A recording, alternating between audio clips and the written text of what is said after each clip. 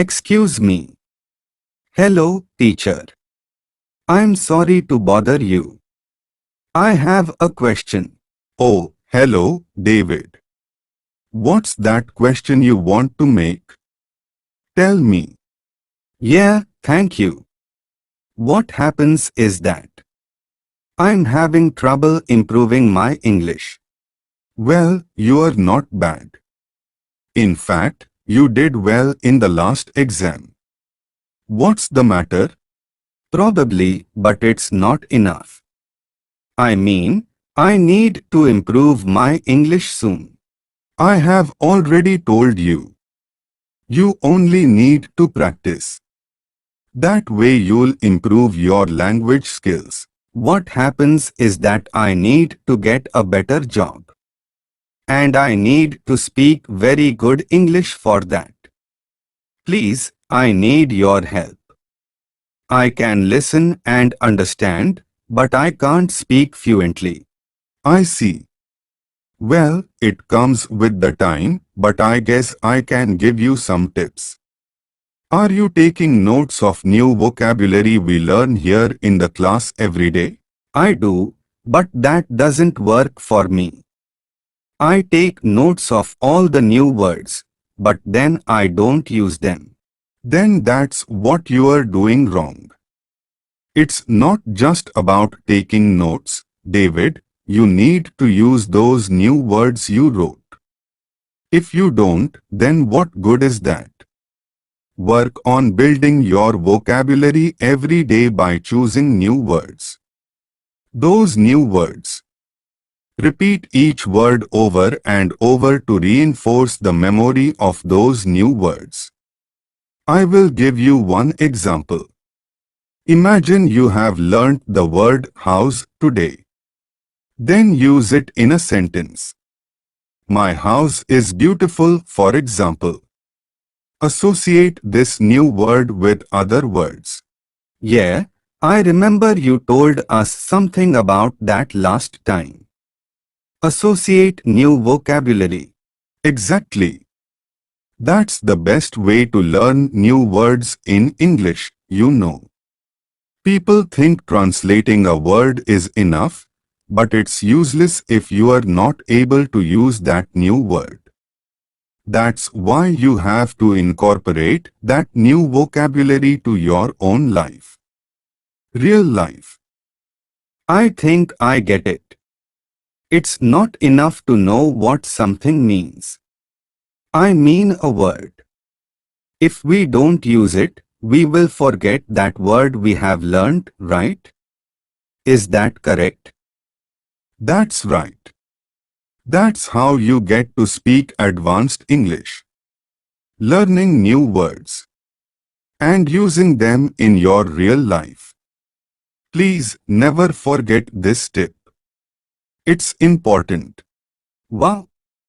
That's an excellent tip, Mr. Smith. I need more, please. More tips. Well, another thing that worked for me was to surround yourself with English.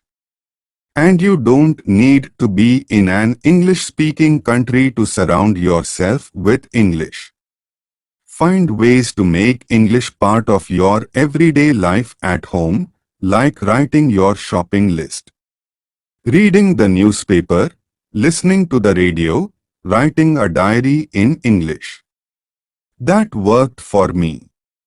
Or listening to English on your cell phone while traveling to work. Videos, podcasts, etc. Yeah, I do that every day. I listen to videos on YouTube to improve my listening skills. That's great. But sometimes it's not enough. You need to listen and pay attention. If you don't understand a new word or phrase, then take notes of that and start using it. I have already told you that in the first tip. Oh, you can also make English friends. English friends? You mean people who speak English or who want to speak English? It can be both of them.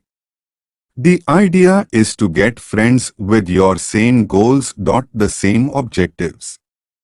That way, you will help each other to improve your English by practicing and correcting your friends. I see. But I told my friends to practice last time, and they were motivated at first, but then. I know. That also happened to me. They are motivated at first, but then they give up. And that's normal because this is not something easy to do. It takes hard work.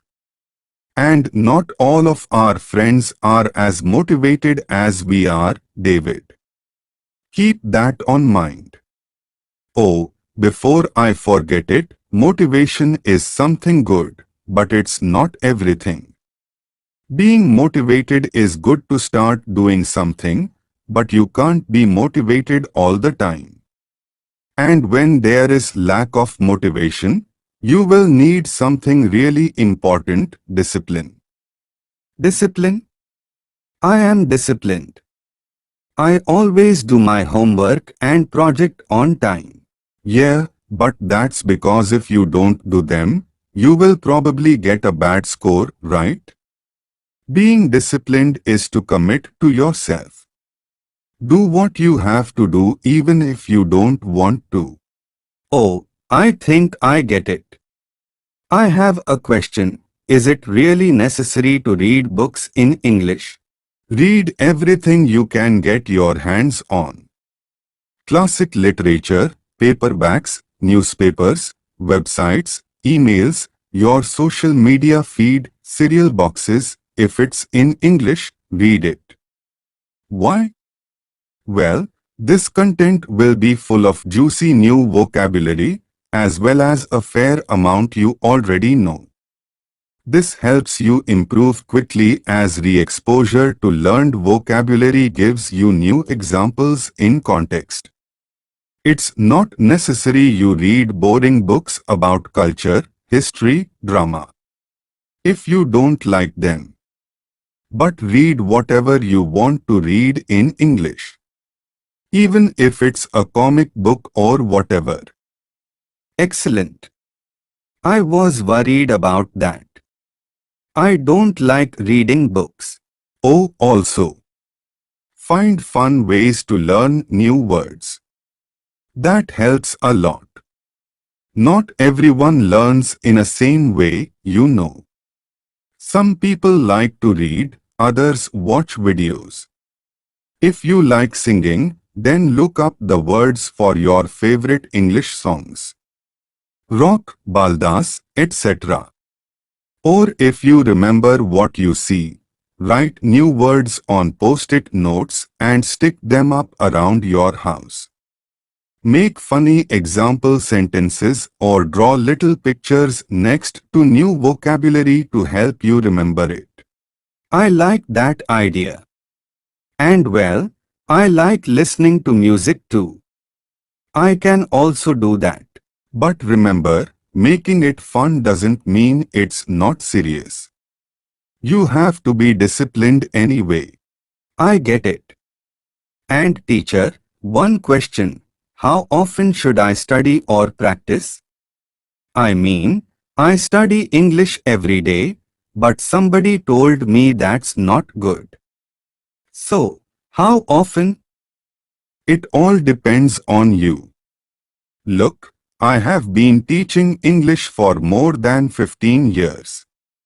So, let me tell you something I have learned. The important thing is how much can you handle?